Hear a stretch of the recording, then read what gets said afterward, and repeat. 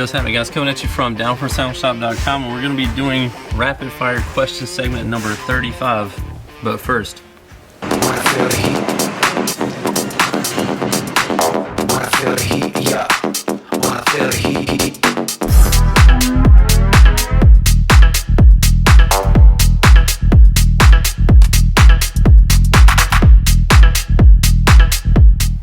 Alright, so you already know how we do these, so I'm going to jump right into answering these questions because nobody else is doing this for y'all. So let's get started. The first question that I have is from Josh Rohrer, R-O-R-E-R. JP, what do you think would be better, louder build, 4 Defbonts 270 12s or 2 Sundown XV3 15s, both wired at 1 ohm on a Salt 8? Man, that's a difficult one. I would probably lean towards the 4 Defbonts 12s. It'll also give you more voice coils to distribute that power over. You're going to have a lot of power, so I would probably go that way. But either way, you're not going to go wrong.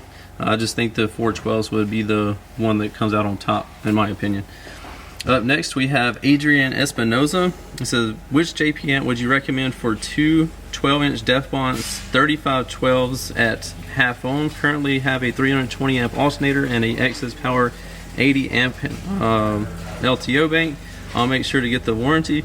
I would probably, me personally, I would go with the JP83. This would give you all the power you need for those subs and maybe more than enough. So just watch it, be careful with it, don't clip it. You'll probably be fine with that. That's what I would run. Up next, we have Zach Thomas. Says, I have a 250 amp alternator and 2 Down for Sound LTO 6.0s. It's pretty stout. I have a Serwin Vega 3K and 2 Sundown SAs, and it slams and never drops under 14.3. My question is, do you think that electrical will support a JP33? Absolutely. It'll definitely support that amp, and you'll be golden right off the rip. You don't need to do any more electrical upgrades with that. So you'll be fine.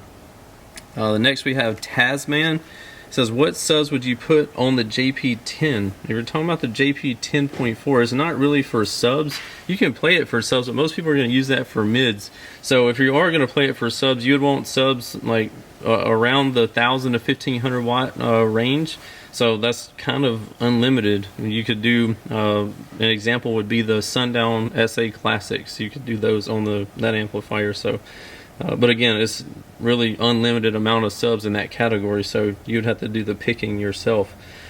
Up next, we have Paul Koski. It says, I want to run 2 Sundown X12s or 15s. What amp should I pair with them?